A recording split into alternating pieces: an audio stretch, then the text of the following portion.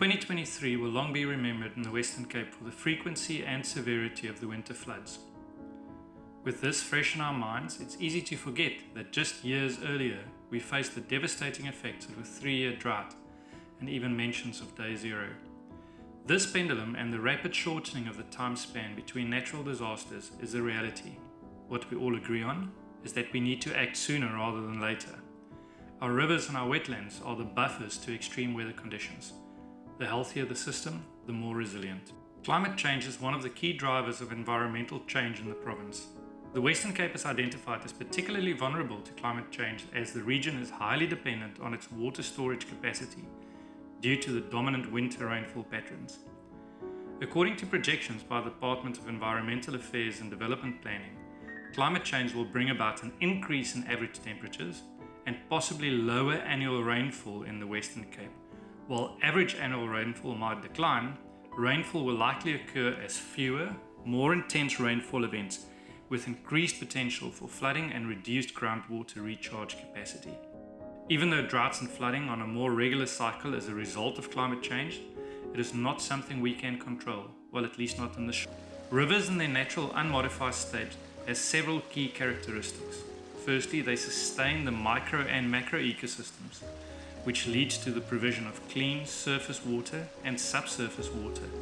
This in turn assists in sustainability and mitigate the effect of natural disasters. Once the need surpasses the immediate ability to supply, modifications become necessary to ensure supply. This may be in the form of dams, extraction points, or modifications to the banks and natural vegetation.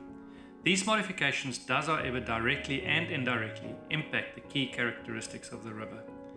These alterations often address the immediate concern, but at the real expense of a future event and adding to the degradation of the bigger catchment. Water quantity and quality are both affected by catchment conditions. One of the effects of modification is the introduction of invasive plant species. Invasive alien trees such as wattle or acacia and gum, eucalyptus, use about 7% of the country's total annual runoff. Projections estimate that if left unmanaged, invasive alien trees would eventually consume around 60% of the country's yearly runoff. Naturally functioning ecosystems will assist society in adapting to climate change through protection from more frequent and intense disasters, such as floods, droughts and fires, and through supporting water security and local food security. Investing in ecological infrastructure involves devoting time, effort, finances, and making decisions that support the maintenance of functioning ecological infrastructure and the restoration of degraded ecological infrastructure. Although lots of work has already gone into changing the situation and progress has been made, we have essentially just started. Investing in ecological infrastructure should be seen as a means of risk reduction.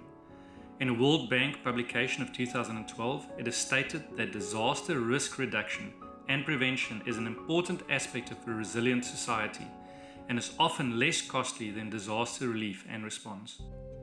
We need to ensure that we do not lose more of our healthy or largely unmodified rivers by maintenance and conscientious management of legislation aimed at river health. It is still possible to have a big impact on the moderately modified systems through restoration.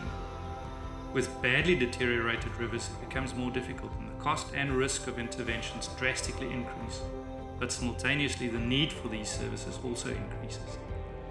The drive to restore our ecological infrastructure is a multi-level effort, with each of us having a role to fulfill.